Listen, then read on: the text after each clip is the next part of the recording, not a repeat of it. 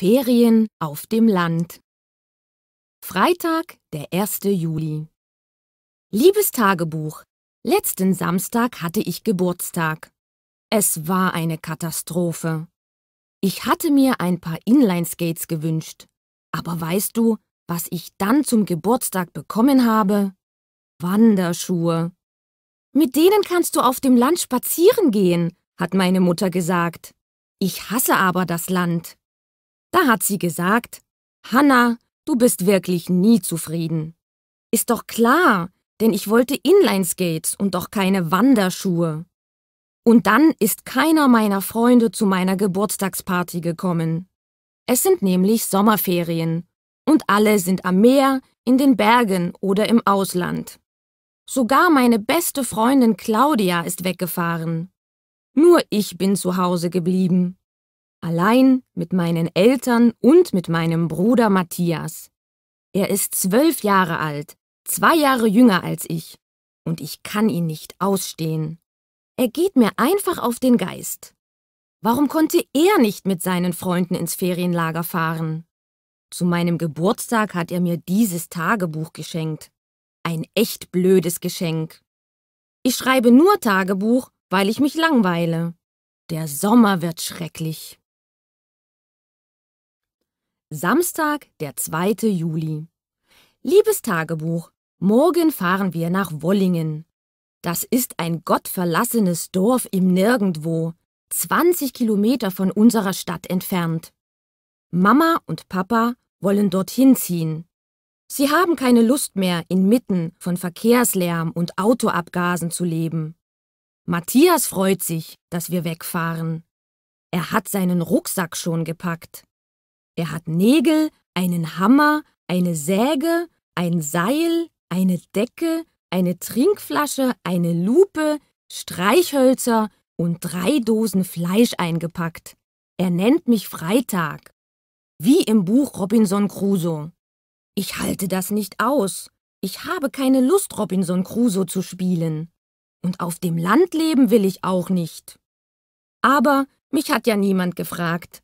Ich lebe so gern in der Stadt. Hier sind meine Freunde, meine Schule, mein Haus, mein Zimmer. Also, ich fühle mich echt wohl hier und will nicht nach Wollingen ziehen. Erstmal machen wir dort Ferien und dann entscheiden wir, hat Mama gesagt. Das glaube ich nicht. Mama sagt immer wir, aber dann entscheidet sie allein. Sonntag, der 3. Juli. Liebes Tagebuch, heute Morgen sind wir in Wollingen angekommen. Das Dorf ist winzig. Es gibt nicht einmal eine Pizzeria oder ein Kino. Hier gibt es nur 10 Häuser, eine Kirche und einen Tante-Emma-Laden. Da kann man alles Mögliche kaufen. Lebensmittel, Zeitungen, Schuhe und sogar Kleider. Und in einer Ecke stehen 3 kleine Tische, an denen man etwas essen oder trinken kann. Matthias ist im 7. Himmel, weil es in diesem Dorf einen Wald und Fahrradwege für sein Mountainbike gibt.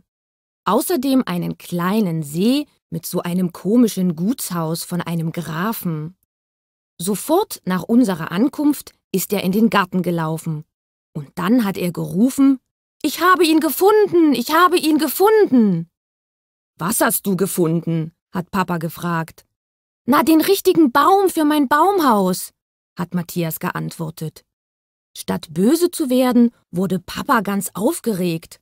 »Oh ja, das ist eine tolle Idee. Ich helfe dir das Baumhaus bauen. Ich bin Robinson und du bist Freitag.« »Nein«, hat Matthias gesagt, »du bist Robinson. Ich bin der Sohn von Robinson und Hanna ist Freitag.« »Ich denke nicht im Traum daran«, habe ich gerufen. »Ihr seid doch alle verrückt. Ich gehe rein ins Haus in mein Zimmer und da bleibe ich die ganzen Ferien. Ich will nicht Freitag sein.« Und das habe ich dann auch getan. Und an die Tür habe ich das Schild »Nicht stören« gehängt. Ich bin ganz sicher, diese Ferien werden todlangweilig. Ich will wieder nach Hause. Eine Überraschung. Montag, der 4. Juli. Liebes Tagebuch, Also eigentlich ist das Haus, das Papa hier in Wollingen gemietet hat, gar nicht so hässlich. Es ist gelb, hat eine kleine Veranda und einen Garten davor. Aber es gibt kein Telefon und ich habe mein Handy vergessen. Eine Katastrophe. Wie soll ich das aushalten? 14 Tage ohne Telefon. Papa hat nur laut gelacht. Und Mama hat gesagt, das ist eine gute Gelegenheit, die Ferienhausaufgaben ohne Unterbrechungen zu machen. Hinter dem Haus ist ein Gemüsegarten und Papa will Zwiebeln, Karotten und Tomaten ernten. Er sagt, das ist Leben, der direkte Kontakt zur Natur, saubere Luft, einfache Leute. Auch in der Stadt hatte Papa ein kleines Gewächshaus auf dem Balkon. Dort hat er Erdbeeren, Salat und Tomaten gepflanzt. Jedes Jahr sagt er, dieses Jahr essen wir unsere Erdbeeren. Oder, dieses Jahr haben wir unbehandelte Biotomaten. Aber dann wächst nie etwas und er sagt, dass der Smog schuld ist. Papa und die anderen sind sehr froh, in Wollingen zu sein. Ich verstehe sie nicht. Ich fühle mich in unserer Wohnung in der Stadt viel wohler. Außerdem sind die Nachbarn hier total neugierig. Wir waren gerade angekommen, da haben sie uns schon besucht. Mit der Ausrede, uns Obst, Kuchen und sogar ein Huhn zu bringen. Ein lebendiges Huhn. Mein Bruder will es im Haus halten und hat es Polly genannt. Er ist echt verrückt. Dienstag, der 5. Juli. Liebes Tagebuch, unsere Nachbarin Frau Otten ist unerträglich. Heute Morgen hat sie um 7:30 an der Tür geklingelt. Natürlich haben wir alle noch geschlafen und haben uns richtig erschrocken. Papa ist im Schlafanzug zur Tür gelaufen und hat aufgemacht. Als er die Tür öffnete, hat er gesagt, »Frau Otten, welch eine schöne... Ist die für uns? Wirklich? Das ist sehr nett von Ihnen. Bitte, kommen Sie doch herein und trinken Sie eine Tasse Kaffee mit uns.« Frau Otten hatte eine Torte für uns gebacken. 10 Minuten später saßen wir alle im Garten und haben gefrühstückt. Als Frau Otten mich im Schlafanzug gesehen hat, hat sie gesagt, »Armes Kind, wie dünn und blass du bist. Die Luft hier in Wollingen wird dir gut tun und du wirst rot und rund wie ein Apfel. Aber ich gefalle mir so, wie ich bin. Noch ein Grund mehr, wieder nach Hause zu fahren.« Mittwoch, der 6. Juli. Liebes Tagebuch, heute Morgen war Post im Briefkasten. Auf dem Briefumschlag stand, an Familie Meiser. Das sind wir. Ich habe den Brief sofort aufgemacht. Es war eine Einladung. Aus Anlass des Dorffestes laden die Bewohner von Wollingen Herrn und Frau Meiser mit ihren Kindern Hanna und Matthias zum sommerlichen Dartturnier im Grünen Club ein. Nach dem Turnier gibt es Tanz, Spiel und Kuchen für alle. Wir bitten Sie herzlich zu kommen. Der Bürgermeister von Wollingen, Hans Schenke. Papa ist sofort ins Dorf gefahren und hat sich für das Turnier angemeldet. Heute Abend müssen wir also alle zum Grünen Club gehen und uns dieses dumme Turnier ansehen. Natürlich ist der Grüne Club nichts anderes als das Trio Kneipe, Restaurant, Geschäft im Tante-Emma-Laden.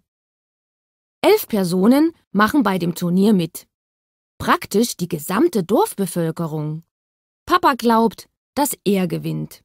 Er glaubt immer, dass er gewinnt. Er spielt nur deshalb.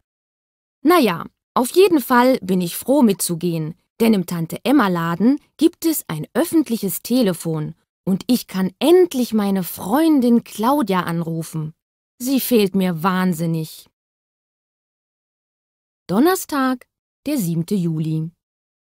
Liebes Tagebuch, gestern Abend sind wir dann zum Dartturnier gegangen. Ich habe leider nicht mit Claudia sprechen können, weil sie mit ihrem Bruder im Kino war. Schade. Papa ist Zweiter geworden. Unglaublich. Gewonnen hat Herr Tappert, ein Landarzt, der in Wollingen wohnt. Beim Turnier waren auch seine Frau und seine beiden Söhne, Markus 12 und Florian 16. Mein Bruder hat den ganzen Abend mit Markus Karten gespielt und mich zum Glück in Ruhe gelassen. Florian sieht sehr gut aus. Er hat braune Haare und grüne Augen. Ja, wirklich.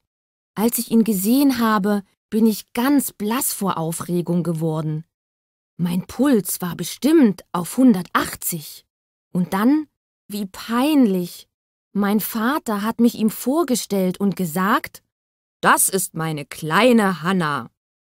Vor Wut und vor Verlegenheit bin ich ganz rot geworden. Florian denkt sicher, ich bin eine Zicke. Mein Vater hat Schuld. Er hat mich Kind genannt. Wirklich peinlich. Was für eine Beleidigung. Auf jeden Fall hat sich meine Mutter mit Sarah, der Frau des Arztes, angefreundet. Und sie haben beschlossen, dass wir uns in den nächsten Tagen zum Grillen treffen. Wow, ich kann es gar nicht erwarten, Florian wiederzusehen. Wer macht die Torte? Freitag, der 8. Juli. Liebes Tagebuch, heute Morgen ist Papa ins Dorf gegangen, um die Zeitung zu kaufen und hat Herrn Tappert getroffen. Er und seine Frau haben uns Montagabend zum Grillen in ihrem Garten eingeladen. Wir kommen gern, hat Papa gesagt. Meine Frau macht köstliche Torten und Hanna auch. Das ist natürlich gelogen. Als Papa uns von der Einladung erzählt hat, konnte ich es kaum glauben. Super, hat Mama gesagt. Ich werde einen tollen Salat machen. Nee, meine Liebe, wir bringen eine Torte mit, hat Papa geantwortet. Eine Torte? Hat Mama gerufen. Woher nehmen wir eine Torte? In Wollingen gibt es keine Konditorei. Die machst du, Liebes. Ich? Ich kann keine Torten machen. Nein, mein Lieber, du nimmst morgen das Auto und kaufst eine Torte. Das ist unmöglich. Warum? Weil ich Ihnen gesagt habe, dass du eine hervorragende Köchin bist. Also habe ich Ihnen eine hausgemachte Torte versprochen. Wenn wir sie kaufen, wird man den Unterschied merken. Mama hat nichts gesagt, aber war ganz rot vor Wut. Ich habe mich verdrückt und bin ein bisschen Rad gefahren. Wenn Mama wütend ist, ist es besser, man verschwindet. Samstag, der 9. Juli. Liebes Tagebuch. Hilfe! Ich bin verzweifelt. Heute Morgen haben Papa und ich versucht, die Torte für Montagabend aufzutreiben. Wenn wir die Torte nicht finden, hat Mama gesagt, gehen wir nicht zum Grillabend. Natürlich gab es keine Torten im Tante-Emma-Laden von Wollingen. Da hatte Papa die Idee, Frau Otten, unsere Nachbarin, um Hilfe zu bitten. Er hat ihr alles erklärt und sie hat gesagt, dass sie uns sehr gerne hilft. Ich werde eine Torte für Sie backen, hat sie gesagt, und Hanna wird mir helfen. Nicht wahr, Hanna? Backst du gerne Torten? Nee, überhaupt nicht, wollte ich antworten. Aber Papa hat mir auf den Fuß getreten. Natürlich helfe ich Ihnen gern, Frau Otten. Gut, gut, hat sie mit einem Lächeln gesagt. Ich hole mal die Schachtel mit den Rezepten. Sie ist in die Küche gegangen und hat eine große rote Schachtel geholt. Die war voll mit Zetteln. Auf jedem Zettel stand ein Rezept. »Welche Torte isst du gerne, Hanna?« hat sie mich gefragt. Ich wusste nicht, was ich sagen sollte, aber Papa hat mir geholfen. »Obsttorten. Hanna liebt Obsttorten über alles.« »Gut, dann suchen wir ein Rezept für Obsttorten. Das Rezept ist ganz einfach, aber ich vergesse immer etwas.« Als Frau Otten das Rezept gefunden hat, hat Papa gesagt: »Hanna geht einkaufen und bringt Ihnen morgen früh alle Zutaten für die Torte.« Ich will aber nicht einkaufen gehen und ich will auch keine Torte backen. Aber ich glaube, ich habe keine andere Wahl. Naja, Wenigstens sehe ich dann beim Grillabend Florian. Sonntag, der 10. Juli. Liebes Tagebuch, Papa hat mich um 7 Uhr geweckt. Nicht mal in den Ferien kann man ausschlafen. Dann hat er mich ins Dorf geschickt, um die Zutaten für die Torte zu kaufen.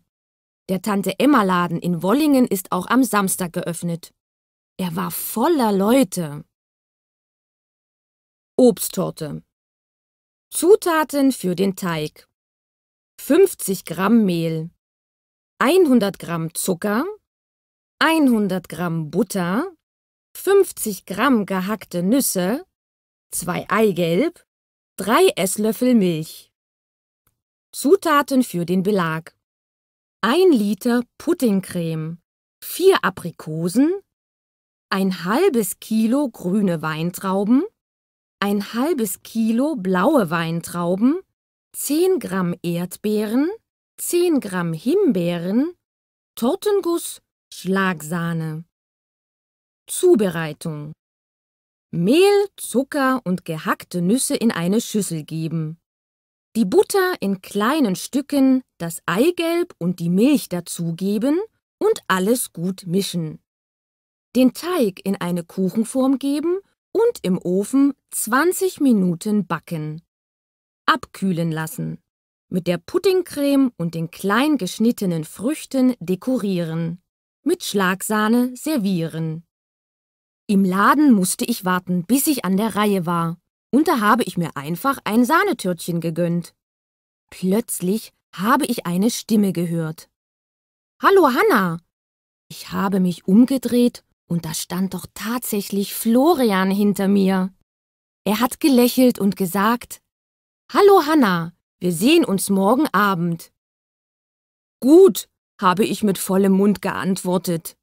Er hat angefangen zu lachen und gesagt: »Du hast Sahne auf der Nase.« Dann hat er ein Papiertaschentuch genommen und mir die Sahne von der Nase gewischt. Wie peinlich!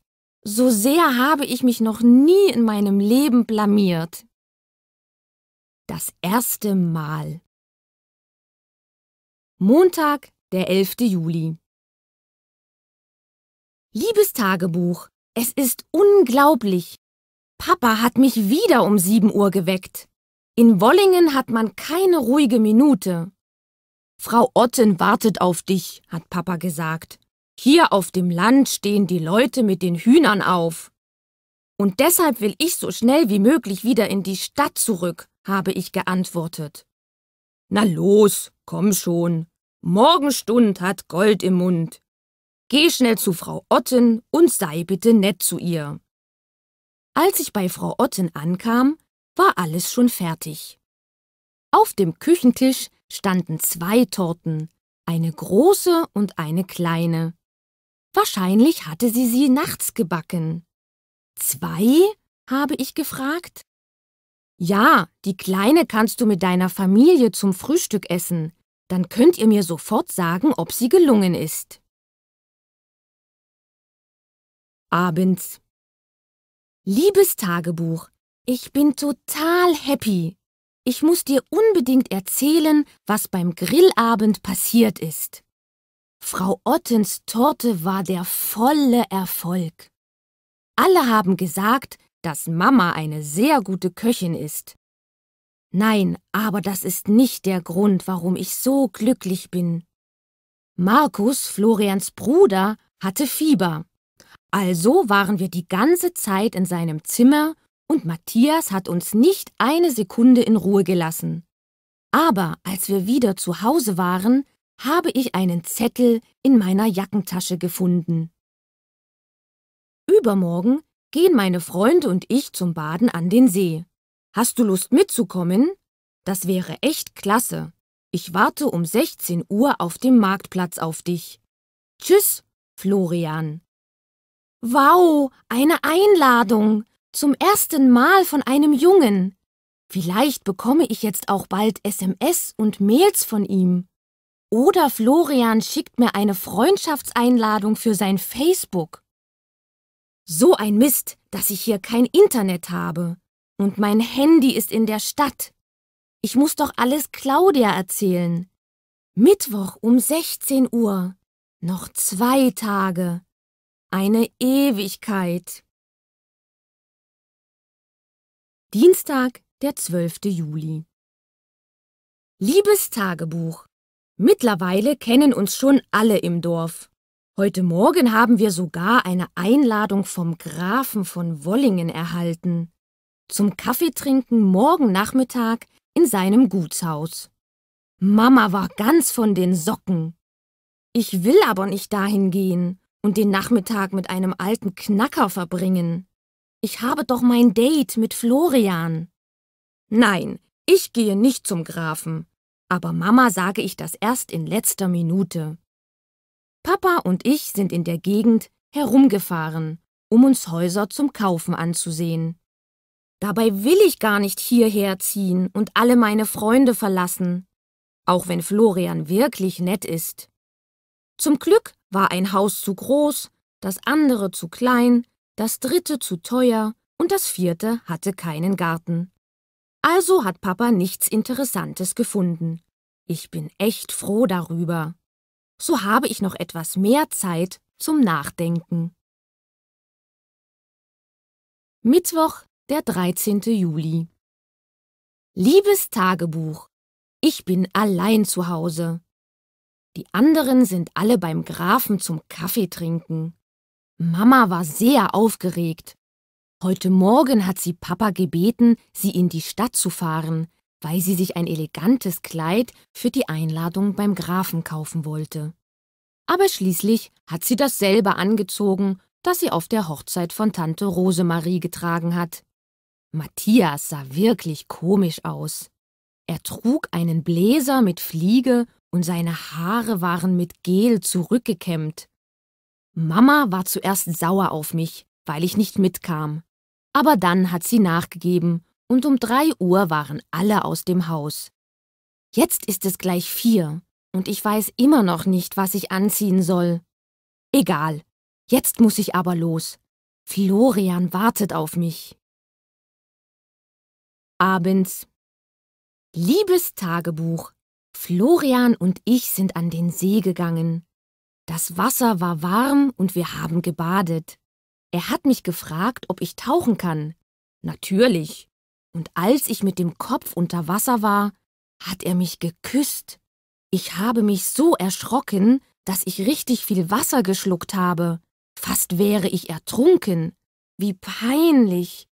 Danach wusste ich nicht, was ich sagen sollte.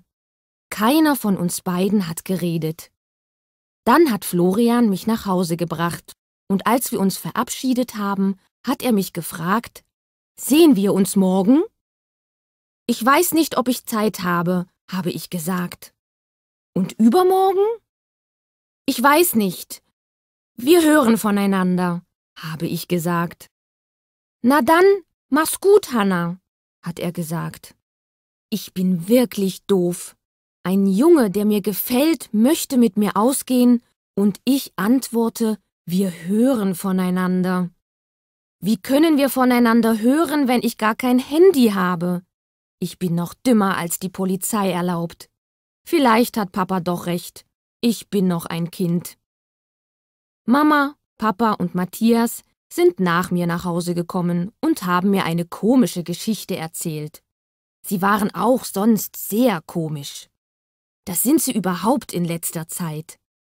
Aber ich kann mich jetzt nicht um sie kümmern. Ich muss an andere Dinge denken. Wo ist Claudia? Ich brauche sie. Ende gut, alles gut. Donnerstag, der 14. Juli. Liebes Tagebuch, heute haben sich Papa und Mama wieder Häuser angesehen. Als sie zurückkamen, waren sie ganz aufgeregt. Hanna, Matthias, wir haben unser Traumhaus gefunden. Am Nachmittag haben wir uns dann alle das Traumhaus angesehen. Es befindet sich gegenüber der Bushaltestelle in die Stadt. Das ist natürlich nicht schlecht. 30 Minuten sind es mit dem Bus bis zu meiner Schule. Aber ich mag trotzdem unsere Wohnung in der Stadt lieber. Auf dem Rückweg bin ich in den Tante-Emma-Laden gegangen und habe wieder versucht, Claudia anzurufen. Sie war wieder nicht zu Hause. Sie ist nie da, wenn ich sie brauche. Ein Leben ohne Claudia kann ich mir gar nicht mehr vorstellen. Wir sind 8 Jahre zusammen in die Schule gegangen und haben in derselben Schulbank gesessen. Und jetzt? Sie sagt, es ist toll, auf dem Land zu wohnen. Man kann so viele Tiere haben, wie man will. Aber ich will gar keine Tiere haben, denn ich will keine Tierärztin werden, so wie sie. Aber seitdem sie das Geheimnis des ägyptischen Souvenirs gelöst hat, will sie Polizistin werden. Naja, mal sehen.